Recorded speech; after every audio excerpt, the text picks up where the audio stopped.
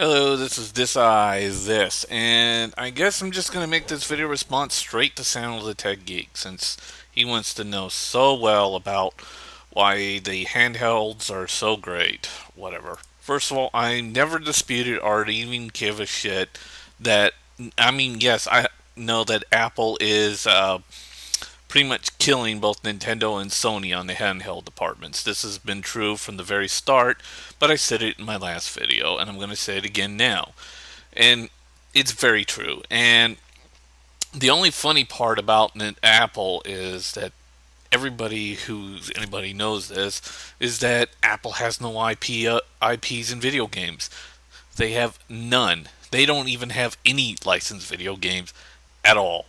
In fact, Apple has pretty much gone on record and claimed that the iPad, the iPod Touch, and the iPhone, all the iOS devices, are nothing more than business tools and applications for businesses, and do not see them as an application for video games. So, yeah, I hope you enjoy fighting with Apple employees, Sam, because Apple themselves agree with everybody, do not agree with you, in fact, Apple has been busy trying to cut themselves away from the games. The only reason why they're into the game department is that the customers have forced Apple into it with the App Store, which I knew the video games were just going to explode once that App Store came in. And of course, yeah, we had video games since the first iPod and all that because of the whole jailbreaking stuff. But the jailbreaking's become less and less of an issue now that Apple is going with other phone companies, and as well as the iPod Touch, which now has the App Store in it, and the App Store is becoming more and more visible. So there's no real reason to jailbreak your iPod Touch unless you're a sadist or something. And the iPad, well, that's iffy because, well, two versions go to two different phone companies with different hard drives in there, and two other versions are Wi Fi only. Which I still find funny is that Apple is willing to give me a portable device that is not a phone. In, well, actually, no, they only have one Wi Fi version. But anyways, they're still willing to give me two devices, an iPad and an iPod Touch, that are not attached with the G3 or G4 network. So yeah, it's still kind of funny that Apple does this. And of course, Apple doesn't take gaming seriously, and they don't care about gaming.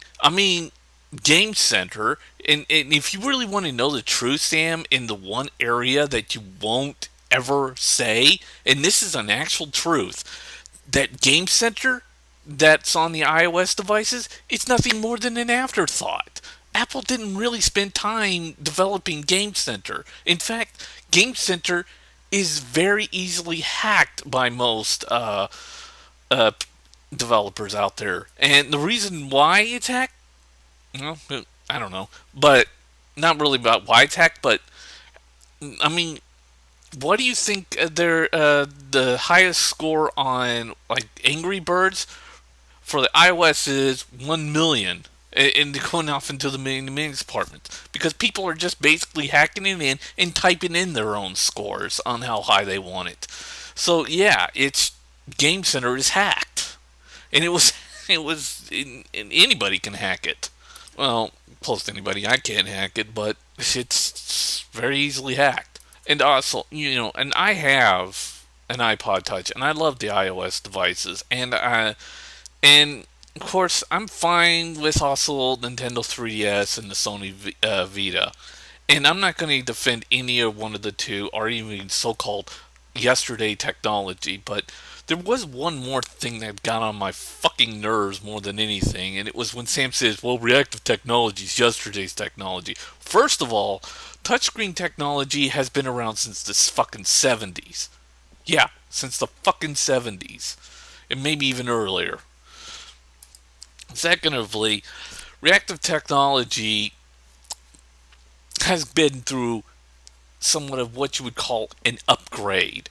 Basically, meaning that the reactive technology we have today that's used in the Wii U and the 3DS is not the same reactive technology that was used in the original Nintendo DS. That's why the original DS doesn't work so well with your fingers, but yet when you go to like the DSi or the 3DS, that it really does work with your touch. So yeah, and not only that, since you're such a staunch supporter of compactive touch, resistant, capacitive touch. Well, actually, the other one's called resistive touch, by the way. So I got it kind of wrong in the past, but I just got the name one. But since you're a strong fan of capacitive touch, let me explain. Capacitive touch is a great technology because not because of its price, and actually it's actually more expensive to create capacitive touchscreens than it is reactive touchscreens, which is why Nintendo's using a reactive touchscreen for their Wii U. And since the Wii U is using a more modern version of the reactive touchscreen, the reactive touchscreen will work with your fingers much like a capacitive touch, and it will work almost as well.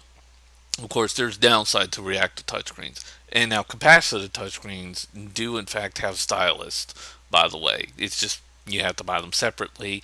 And of course, there's some other small problems.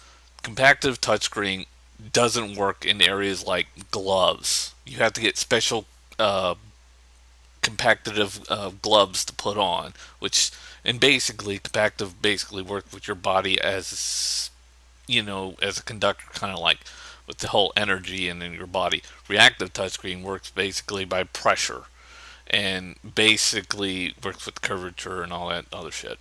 I don't want to get into it, but it basically kind of different. And I had to look up a lot of shit, but reactive touchscreen has had an upgrade.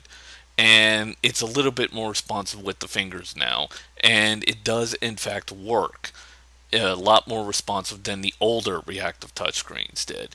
Compactive touchscreens, yeah, it does work. And of course, the main reason why compactive touchscreens are used is because you can filter it over anything. This is why the Evo 3D was able to have 3D and a touchscreen over it. And because you can see through the compactive screen a little bit more better. You can just layer anything around it, and it's easier to see through. And reactive touchscreen is, well, they're still a little weak in that area. And of course, you don't need a stylus anymore for reactive touchscreens anymore. Now that they've been through a massive upgrading system, the stylus is actually more there as an option. And as for the compactive, there's still that freaking problem that if you don't have the right type of gloves, or you just use normal everyday gloves, and you're trying to use your iPhone or any iOS device or Android for that matter, it's not going to work. You're just going to be rubbing and nothing. You won't get any kind of reaction.